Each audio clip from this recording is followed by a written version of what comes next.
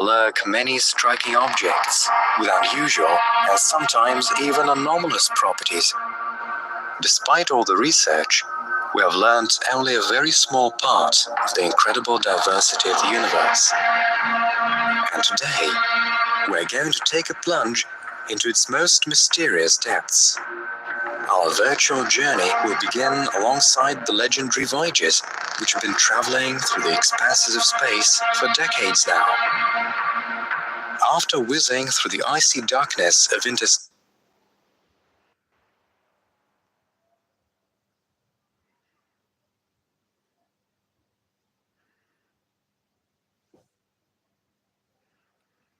space, we will visit several of our nearest stars, including the amazing Alpha Centauri. And after that, we will dive into the uncharted depths of the Milky Way to find rogue planets hidden in the darkness. Leaving millions of light years of space behind, we will finally reach the majestic Andromeda Galaxy, which has been attracting astronomers' attention for hundreds of years. As we continue on this fantastic journey, we will eventually reach the largest empty areas in the universe, voids which insatiably absorb even relic radiation. They are the inextinguishable, eternal echo of the Big Bang. Let's get ready, and we begin.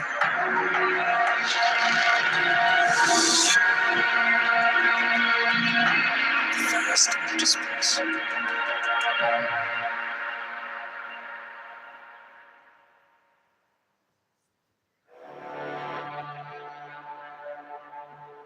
On the 15th of April 2021, the automatic space probe New Horizons became the fifth spacecraft in the history of the humanity to go beyond the point of 50 astronomical units from the Sun. It was the Voyagers that had crossed this mark before, with the probes Pioneer 10 and Pioneer 11 the first ever to do so. None of these space wanderers are likely to ever return to the Earth. With some of them still active on their missions, others have gone quiet forever. Spacecraft New Horizons. Start of mission 19th of January 2006. Distance to Earth 52 astronomical units. Speed 14 kilometers per second or 3 astronomical units per year. Main goal Pluto and Charon. Mission status successfully completed. Condition operational. Just like most other interplanetary space probes, New Horizons performed a gravity assist maneuver near Jupiter before setting out to its target. Not only did it greatly boost the spacecraft's speed, but also allowed it to capture high-quality images of the largest planet in the solar system alongside its satellites. Besides, the probe's cameras captured the first video ever of an erupting volcano on the surface of Jupiter's satellite Io. After the gravity boost had been completed, the probe made for the main target, Pluto. The spacecraft reached the planetoid's environs in January 2015. The mission's main goal was to explore Pluto and Charon from different perspectives that involved taking photos of and mapping these remote space object surfaces. In addition, the probe estimated the magnetic field's values and the solar wind activity close to the objects and collected information about their atmospheres and surface reflection properties. It goes without saying that the program also involved search for Pluto's as yet undetected satellites and more accurate measurements of Pluto's orbit's parameters. Having completed the main mission, the probe continued to be useful. It flew beyond Pluto's orbit and went on to explore objects in the Kuiper Belt. That is how images of Quaoar, R1 and Arrokoth were produced. Thanks to the probe's cameras, the distances to the stars Proxima Centauri and Wolf 359 were measured. Unfortunately, the radioisotope generator on board the spacecraft is expected to start running low from 2026, and eventually all the meters will switch off one after another.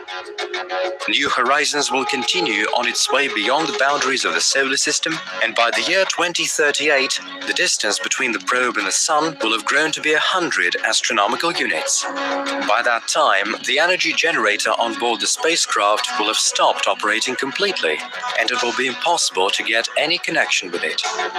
Following a hyperbolic orbit, New Horizons will exit our system, never to come back. The same thing happened with two other probes, Pioneer 10 and Pioneer 11. They hit an escape trajectory from the solar system a while ago. In fact, they were the first automatic space probes ever to be sent into interstellar space by humans.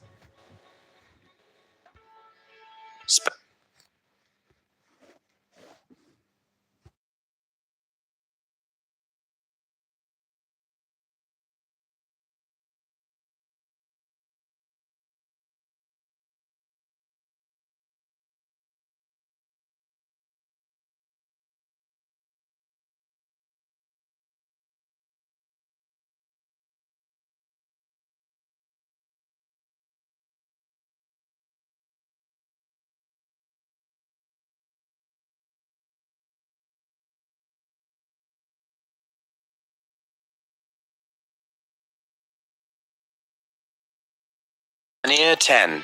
Start of mission, 3rd of March 1972. Distance to Earth, 127 astronomical units. Speed, approximately 12 kilometers per second or 2.5 astronomical units per year. Main goal, Jupiter. Mission status, successfully completed. Condition, not operational. The spacecraft reached Jupiter's system on the 4th of December 1973 after completing a 641-day journey through space. During the mission, images of the gas giant's surface and its largest satellites were beamed back to the Earth, and the planet's atmospheric composition and magnetic field were gauged. In addition, Jupiter was found to emit 2.5 times more thermal energy than it receives from the Sun. The data, unique at the time, became the basis for understanding the makeup of gas giants and their satellites. The trajectory of the second probe, Pioneer 11, through space passed Jupiter too, but its main target was the other gas giant of our system, Saturn. The probe's scientific instruments gauged the planet's magnetic field, and the cameras on board took quite a few snapshots not only of the gas giant itself and its system of rings, but also two of its satellites, Titan and Mimas. According to the estimates, the current distance between Pioneer 11 and the center of our system is around 106 astronomical units. On completing their main mission, both probes continued on their way, moving further and further away from the Sun. Unfortunately, both of them are out of range now, with the last signal from Pioneer 10 received back in 2003. The last signal from Pioneer 11 was received in 1995. Supposedly, both of them are now rapidly moving beyond the boundaries of the solar system. Incidentally, having no chance of ever catching up with either of the two probes we're going to talk about next, the Pioneers were launched at a much earlier date. Spacecraft, Voyager 1. Start of mission, 5th of September 1977. Distance to Earth, 154 astronomical units. Speed, around 17 kilometers per second or 3.6 astronomical units per year. Main goal, Jupiter and Saturn. Mission status, successfully completed. Condition, not fully operational. The contribution of Voyager 1 to the solar system's exploration can hardly be overestimated. It is thanks to this probe that several new Jupiter satellites were discovered, alongside its ring system, which was big news. The Voyager's cameras captured volcano eruptions on Io, and provided hard evidence that Jupiter's Great Red Spot is an enormous storm.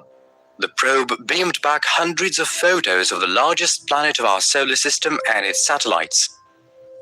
After the spacecraft crossed Neptune's orbit, the meters on board sent back a great amount of valuable data about interstellar plasma. Voyager 1 left both the Kuiper Belt and the heliopause behind a long while ago, and is now rapidly crossing the area of the solar system's scattered disk, making for the inner boundary of the hypothetical Oort cloud. It is not only the remotest man-made object in space, but also the fastest of all the spacecraft on their way to exit our system. Being the first space probe to have traveled that far from the center of the solar system, Voyager 1 offered scientists a unique opportunity to study the heliopause. This is the area around our Sun where solar wind pressure and interstellar gas pressure balance. When the charged particles emitted by the star collide with rarefied plasma, elaborate structures form out of elementary particles and magnetic fields. Studying them is crucial for understanding processes taking place in the universe. Unfortunately, by around the year 2025, the power of the radioisotope thermoelectric generators on board the probe will have run out completely, and the connection will have been lost. In 300 years, Voyager 1 is estimated to reach the inner boundary of the hypothetical Oort cloud. It will take the spacecraft approximately 30,000 years to go clean through, and after that, it will fly beyond the boundaries of the solar system. 10,000 years later still, the probe will fly by the star Gliese 445 at a distance of 1.6 light-years, and then it will eventually get lost in the infinite depths of outer space.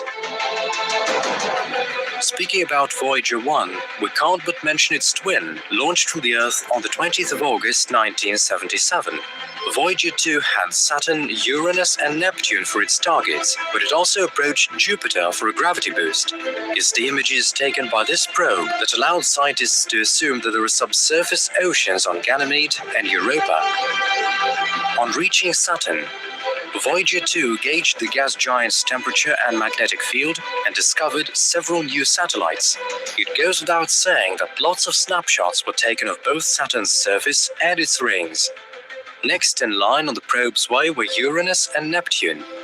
The flyby yielded a great number of unique snapshots, and in total 17 of the two planets' satellites were discovered. Also, it was found that both Uranus and Neptune have ring systems. Under Neptune's gravitational influence, the spacecraft changed its trajectory and left the ecliptic plane. This meant that Voyager 2 wouldn't be able to approach the other objects in the solar system, but it still had other exciting things to look forward to. Thus, the probe was to collect invaluable data about interstellar plasma and cosmic wind, as well as to measure distances to stars and explore the heliosphere. The probe is currently as far as 128 astronomical units away from the center of our system, with the distance growing by 15.37 kilometers every second. It's going to take it around 42,000 years to approach Ross 248, a dim red dwarf in the constellation Andromeda. The minimal distance between Voyager 2 and the star will be about 1.7 light-years, and around 300,000 years since its launch, chances are it will fly by Sirius at a distance of 4.3 light-years. Unfortunately, it is impossible to distinguish such a tiny object from the Earth that far away.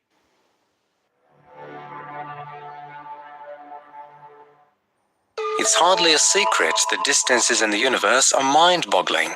Even with the best modern engines, a journey to the moon is going to take several weeks, and more than 6 months to reach Mars by the most optimal trajectory. If we think about the legendary Voyagers, after 45 years of traveling through space, they managed to leave only the inner part of the solar system.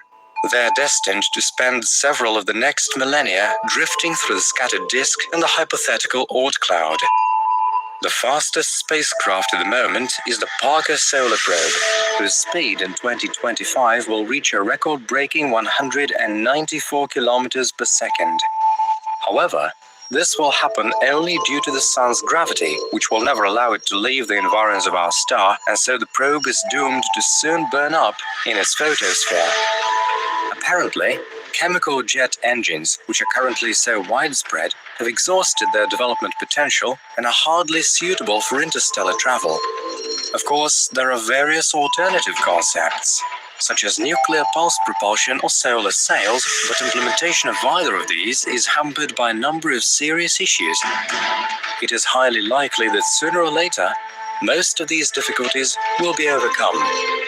Another important task crucial for long-distance travel should be taken into account, namely the creation of a stable and powerful source of energy.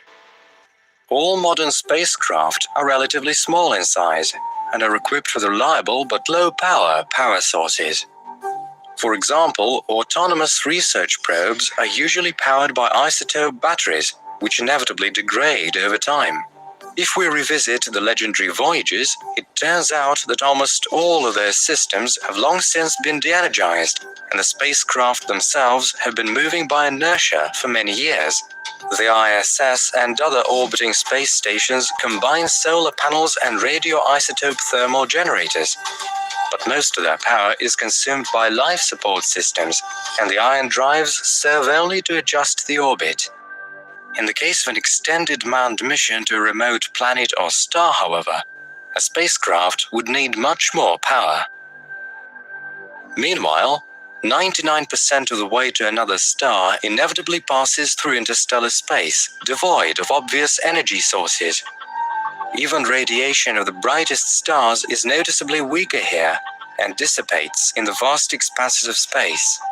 Therefore, to travel to other worlds, we need an autonomous, powerful, and preferably inexhaustible source of energy. To figure out a potential way of solving this problem, we have to take a closer look at the universe's structure. It is there that a number of amazing physical processes can be observed, which might prove to contain a key to stars' secrets. To do this, we have to take a slight detour. In 2017, a collaborative effort of scientists from Princeton and Hong Kong yielded an incredible device that at first glance violates the fundamental laws of physics. A microscopic mechanism consisting of two toothed silicon plates spaced 100 nanometers apart was able to generate a small amount of energy, literally, from nothing. It would seem that such a phenomenon should grossly violate the law of conservation of energy, one of the fundamental principles of the universe's makeup. However, in fact, it is not as simple as that. The amazing device is based on the Casimir-Polder effect, discovered back in the middle of last century. Putting it simply, it boils down to this. If two thin plates are placed in a vacuum a very small distance apart, they will begin to be mutually attracted. The phenomenon is closely related to the Heisenberg's uncertainty principle, from which follows the existence of the so-called zero-point vacuum fluctuations. They are pairs of virtual particles that constantly appear at any point of the universe, by and large out of nowhere. However, their lifetime is only 10 to the power of minus 24 seconds, after which the particles disappear back into nothingness and the global balance is restored. At the same time, if virtual particles with any parameters are generated in open space, only those that have strictly defined wavelengths can be generated between the plates. Consequently, more numerous external particles press on the plates harder than internal ones. Just to illustrate, one can imagine that the space between the plates has a negative pressure. It's as if a little more substance were pumped out of the vacuum. The resulting mechanical tension can be transformed into an electric current, which is exactly what the Princeton and Hong Kong researchers did. And although the current was quite weak, it's the principle itself that matters. Because this way, our world receives energy virtually from nothing. Even a low-power source of inexhaustible energy is of enormous practical value. For example, as an autonomous power supply for microprocessors and other high-precision equipment. For example, the Voyagers equipped with such a hypothetical battery could still transmit data from their instruments to Earth. This opens up promising vistas for exploring deep space. Many interesting physical phenomena follow from the Casimir effect, one of which is the so-called Scharnhorst effect. According to calculations, the speed of light in the space between the plates should exceed the standard value of 300,000 kilometers per second because there are no collisions of photons with virtual particles. Although modern technology does not yet allow this experiment to be carried out, its mathematical justification leads to far-reaching conclusions. For example, the widely known project of the hypothetical superluminal engine known as Alcubierre's bubble was proven to be potentially feasible by scientists from Baylor University, Gerald Cleaver and Richard Debussy. They combined the equations of quantum field theory and the general theory of relativity, producing a complex but clear rationale for a bold concept. It is worth mentioning that according to quantum field theory, space has not 3 dimensions but many more. But this becomes noticeable only at the level of the microcosm. Applying the equations of this theory to calculate the Casimir effect, the researchers came to the conclusion that it is possible to control its properties with the help of a powerful energy impact. If we condense the space behind the hypothetical starship and make it more rarefied in front, then there appears an area similar to the Alcubierre bubble, which is capable of moving at superluminal speeds. The laws of relativity are not violated here, because it is not the ship itself that is moving, but the space around it. On the other hand, from the very beginning, the main problem of creating such a bubble was considered to be the incredible amount of energy required.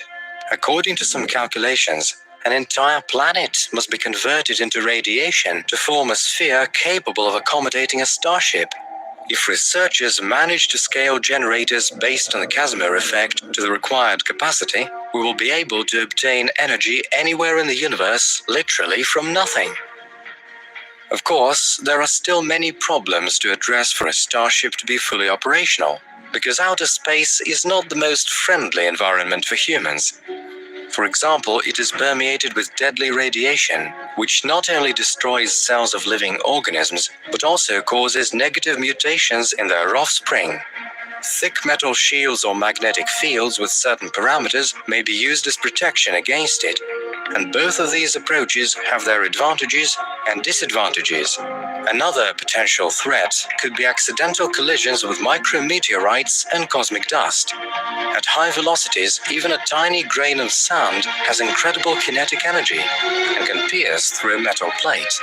It goes without saying that on a long interstellar flight, repair options are extremely limited, and a hole in the hull may prove to be fatal. In addition, a long expedition without support from Earth requires creating a closed biosphere within the starship. Scientists from different countries are currently working on this. For example, various plants have been grown on board the ISS for quite a number of years, both for scientific purposes and for consumption. In addition to that, engineers are developing systems for recycling waste, including biological waste products. However, a fully fledged orbital ecosystem is still a long way off.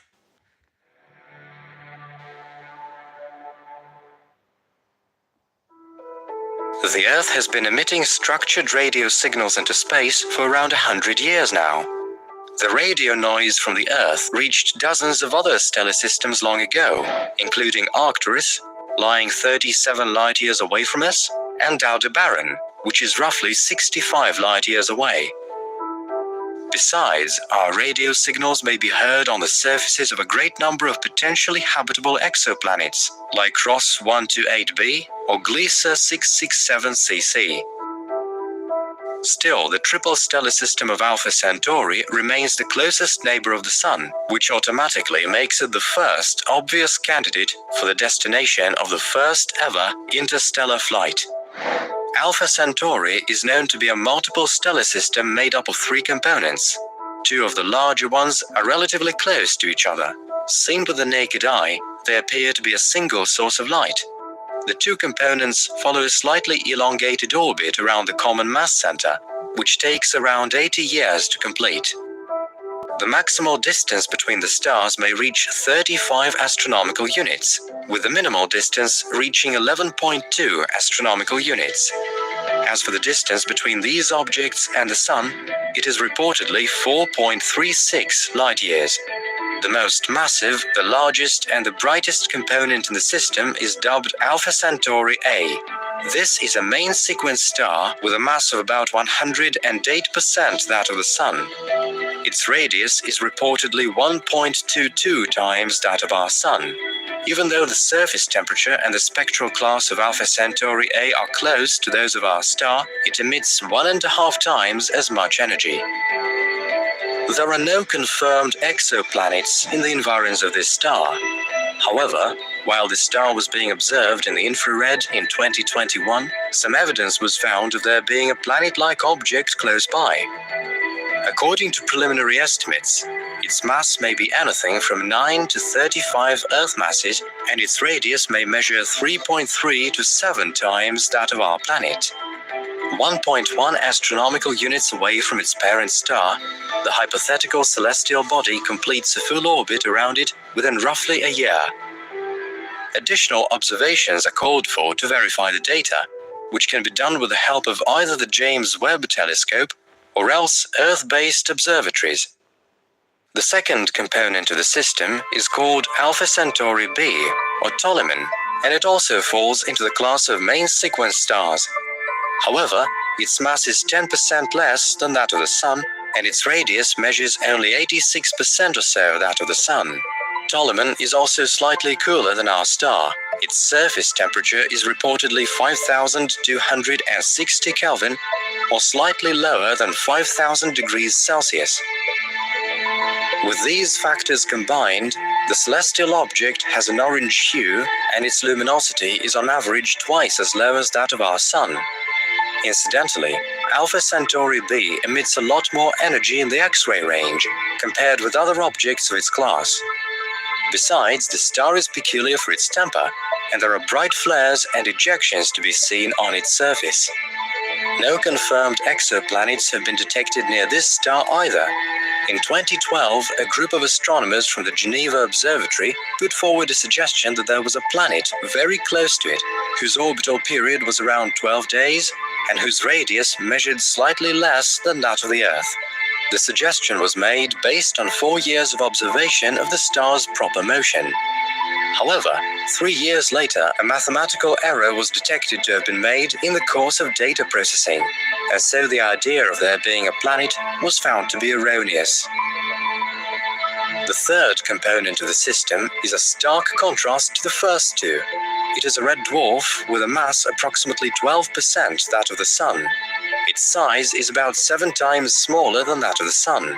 Its surface temperature is only slightly higher than 3000 Kelvin, and its luminosity is just a measly 0.17% that of the Sun. Of all the components of the Alpha Centauri system, it is this dim space object that is the closest one to the Sun, lying 4.25 light-years away from it. This is what earned it its name, Proxima Centauri, which is Latin for closest. Besides, the object is getting nearer and nearer. Thus, in 26,700 years, it will be only a bit more than 3 light-years away. Still, this star cannot be seen from the Earth on account of its low luminosity. Proxima is noticeably far from its two companions in the stellar system. This distance is currently around 13,000 astronomical units, or 0.21 light-years, but in the next 300,000 years, it is expected to gradually shrink to just 4,100 astronomical units. It takes Proxima 547,000 years to orbit around the system's common mass center. Unlike its two larger neighbors, the Proxima Centauri system boasts 2 confirmed exoplanets, as well as at least 1 hypothetical object. Besides, studies of the star in the infrared allowed scientists to assume that there is a dust ring and probably a great number of small celestial objects, like asteroids or comets. The first planet in the system, Proxima Centauri b, was detected in 2016 by the radial velocities method. 4 years later, in 2020, it was confirmed by spectrographic studies with the help of the largest Earth-based telescope on our planet, the VLT, the Very Large Telescope. According to the updates, the exoplanet lies 0.05 astronomical units away from its parent star, and it takes it roughly 11 Earth days to complete a